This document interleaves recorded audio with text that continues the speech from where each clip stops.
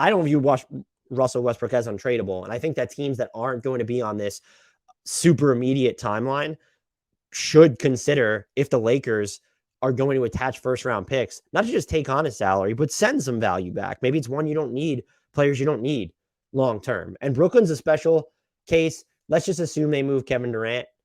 So yeah, let's just cannonball into these Russell Westbrook trade destinations. Just teams that I believe should be looking at Russ because they're either not on an immediate timeline or there are special circumstances where you look at this and say, okay, he's going to make $47.1 million next year. That's it. He's off the books after that. Maybe you're acquiring him, and most of these teams are going to suggest would with the intention of waiving him or negotiating a buyout. If you're not on an immediate timeline, to me, that's fine. That's absolutely something that you should consider. I'm going to start off with the Nets, though, because they are in a special circumstance. If you are Brooklyn, Kyrie wants to go to LA. You want to win immediately. You're not bringing in Russ to play with Ben Simmons. That would be fucking twisted and stupid. And you're also not bringing him back to play with KD. You're not going to bring in Russ, keep him, then also keep KD. If you trade for Russ, you're probably doing so under the guise that you will broker a buyout, or because the Lakers are going to have to include value in that deal, there will be a third team, which is reaping the assets of getting Russ that they otherwise wouldn't be getting from the Lakers because Kyrie Irving wouldn't be part of that deal. The Lakers have made it clear they don't want to trade first for Russ just to get him off the team without getting value back. I can understand that stance. Brooklyn, though, you send out Kyrie Irving. There needs to be more salary to make it work. People have mentioned Joe Harris. I don't think once he's healed from his ankle surgery that he's going to be this negative. He's the perfect superstar complement. But you have Joe Harris. You have Royce O'Neal, who you gave up a first-round pick for, so I don't think it should be him.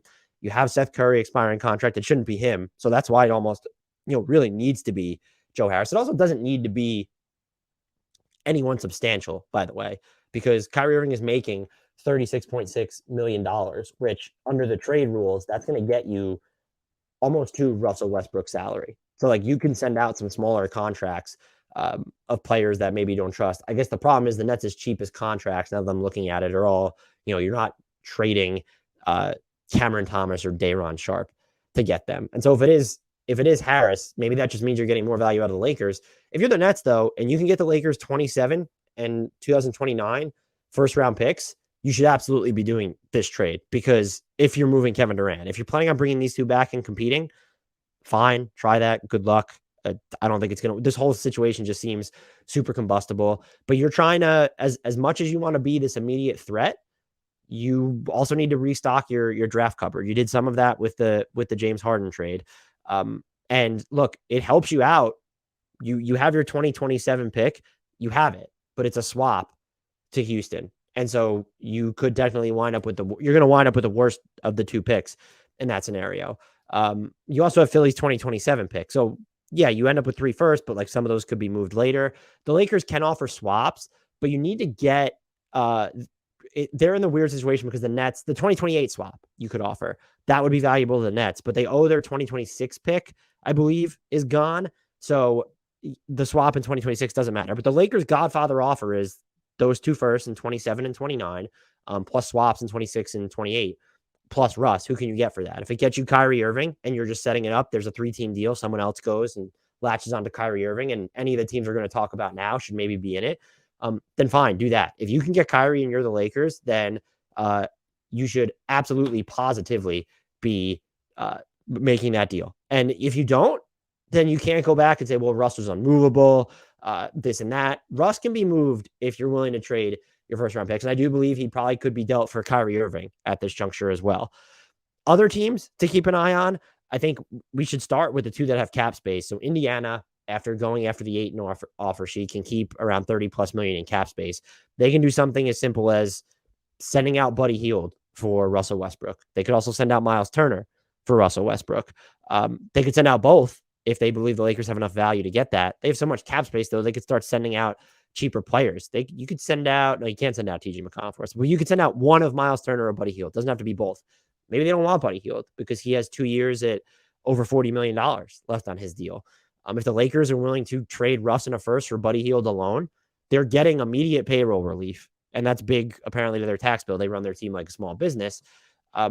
I would include the first round pick to do that. And if I'm the Pacers, again, you're probably buying out Russ. You're rebuilding. That money comes off your books in a year. There's no reason to stretch and waive it.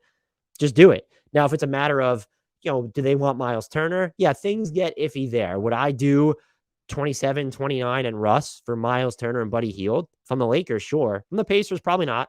If the Lakers include swaps in 26 and 28, I might consider it.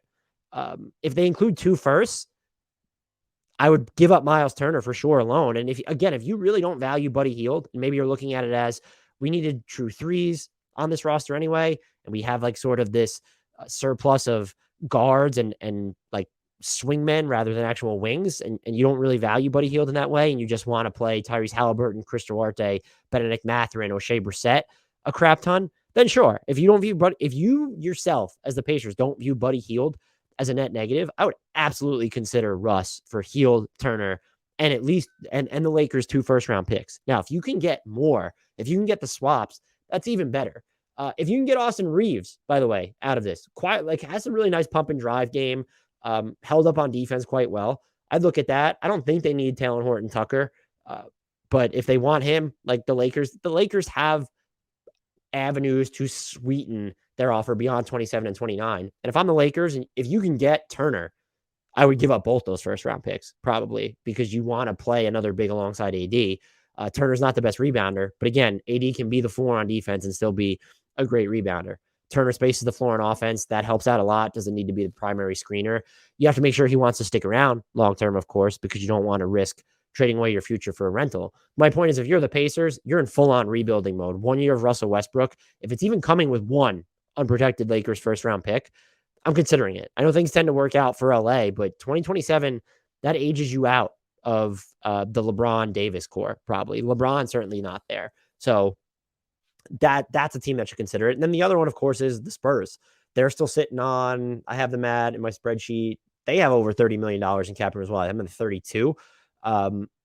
That's, Josh Richardson for Russell Westbrook could work. That probably doesn't get you there, but like Josh Richardson and Doug McDermott for Westbrook, and the Lakers are giving you 1 or 2 of their first. That's a deal I would consider if I'm LA or San Antonio. If I'm San Antonio, I might even consider it if it's 1. Josh Richardson, great voice in the locker room for them on an expiring contract. Doug McDermott doesn't fit their timeline, over 30 years old, and he's probably, relative to what he does, a little bit overpaid. The Lakers could use his shooting and cutting. We'll see if Darvin Ham actually succeeds in getting players moving away from the ball, which has been difficult for LeBron-led teams in the past. Those are 2 players that helped them right away. It doesn't add size to the Lakers front court, but Richardson had an underrated year last year, can still hit the 3, gives you a lot of a positional malleability. I don't think and I wouldn't want Pirtle playing next to Anthony Davis. So those are 2 players right there. I don't know if it takes both your first to get Russ, because we're only looking at $26 million in salary there. The Lakers end up saving almost $21 million off their immediate payroll. That's probably worth going the 2 first for. If I'm San Antonio, I'm demanding a first and something else. Is it a swap?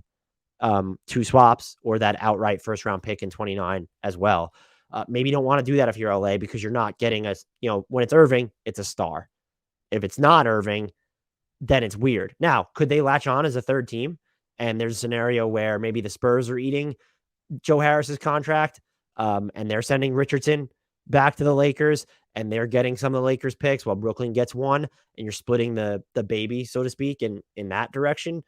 You could look at that, but I think the Spurs are a team that they should be willing to take on Russell Westbrook, because no, he's not going to stay there. You're going to waive him or buy him out. He comes off your books after next year. You're not trying to win this season anyway. The Spurs have made that clear, trading away DeJounte Murray. They traded away Derek White midseason last year. They've just made that very clear. And even Indy, yeah, they went after Ayton. It'd be a different story if he was there. He's not. And so that's a team that's not looking to win immediately.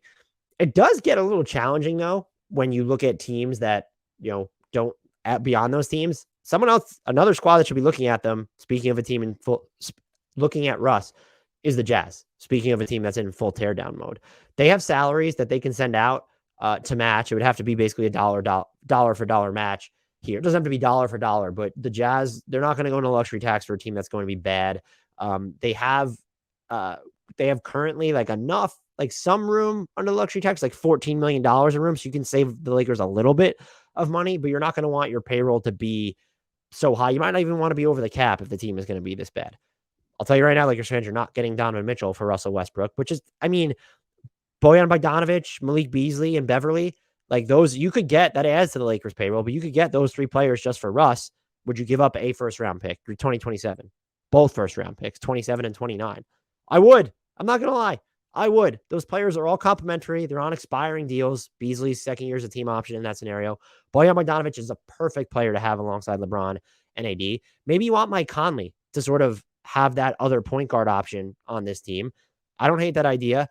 He probably decreases how much you need to give up to get the deal done. He's owed 22.7 next year and then guaranteed 14.3 of 24.4 in 2023, 2024.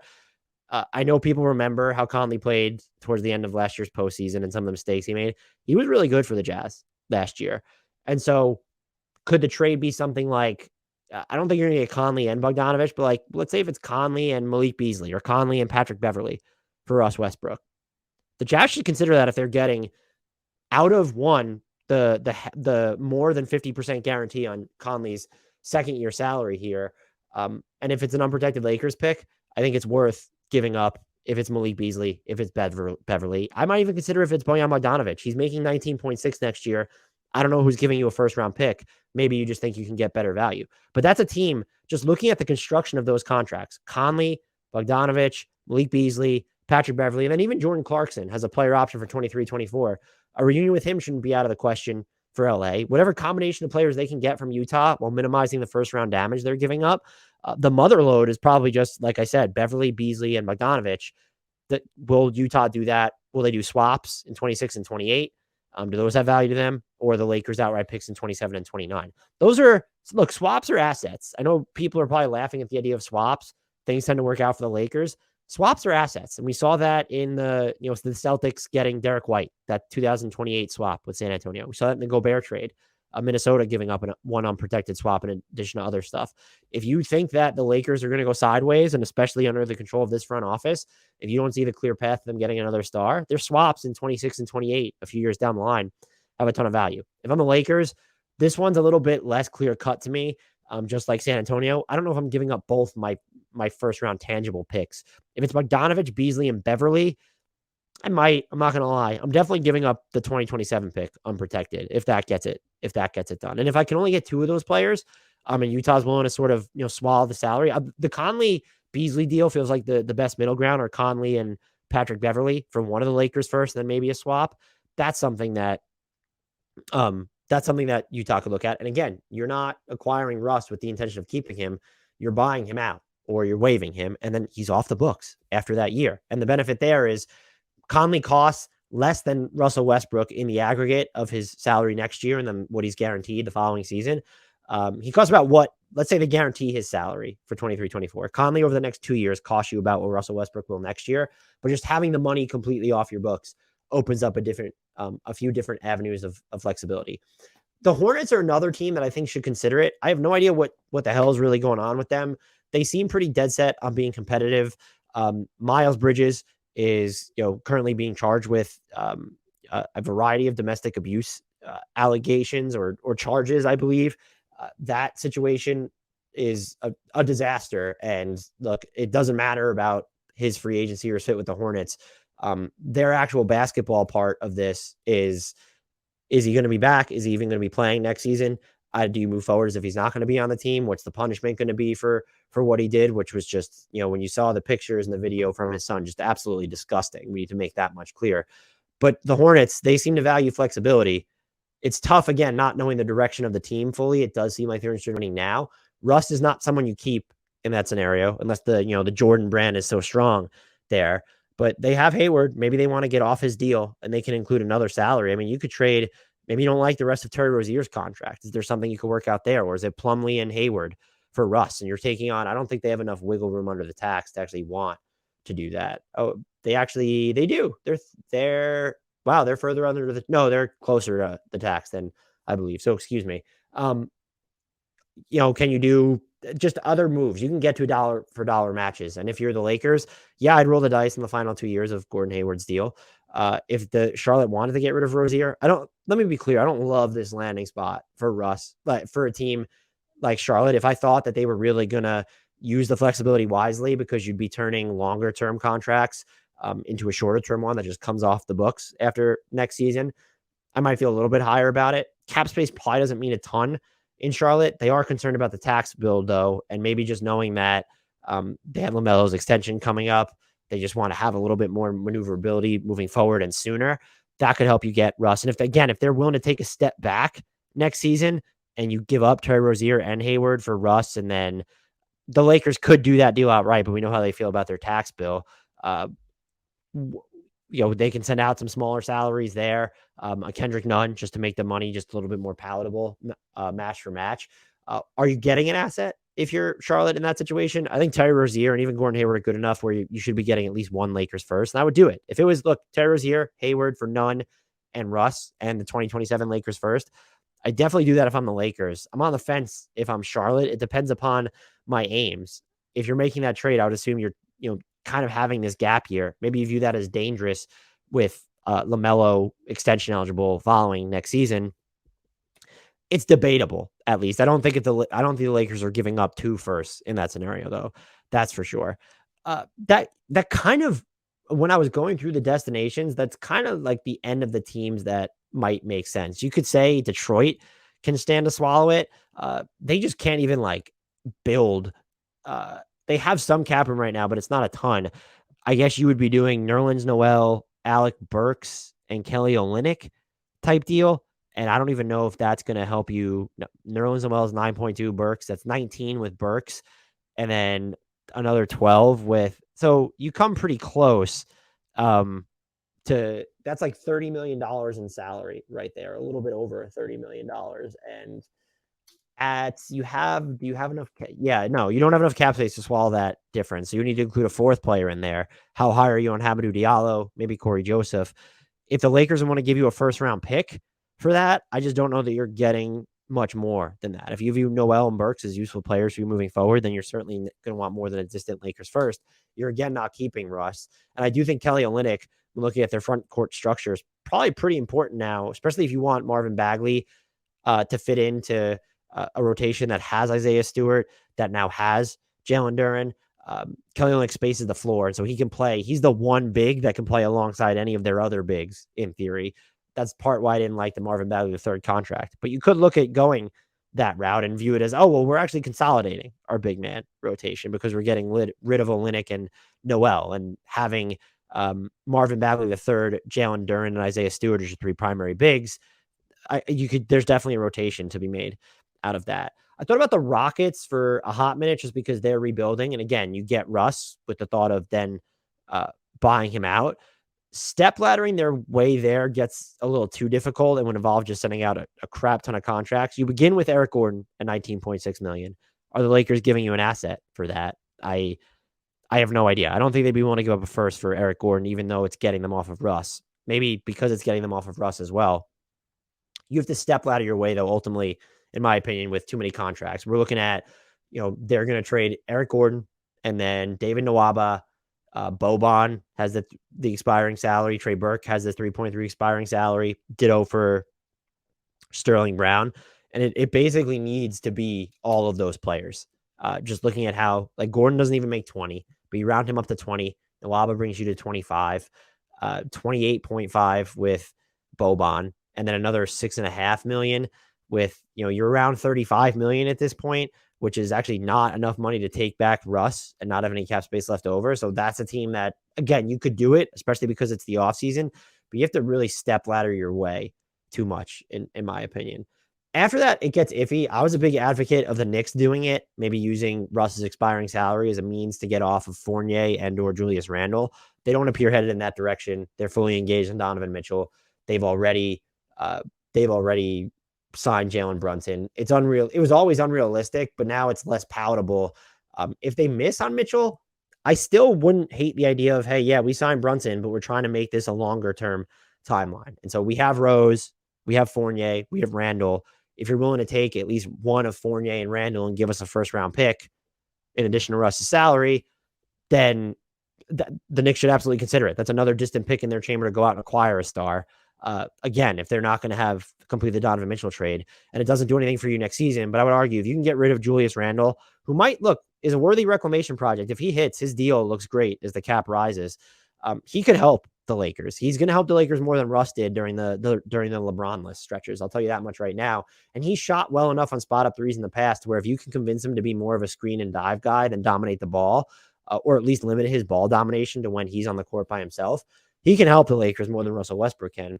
I would argue then by getting Russ, waiving him or buying him out, you've actually done more for your team as the Knicks to open up things for Jalen Brunson and also RJ Barrett, independent of what's going on with Donovan Mitchell. And if you're getting a first round pick or two as part of that equation, you should absolutely be considering it. Again, that's depending on what happens with the Donovan Mitchell stuff. And you might not want to do it anyway because it costs you some flexibility when it comes to going after Donovan Mitchell this season, just having that dead money of Russ on the books. Unless you think, are you just going to carry him?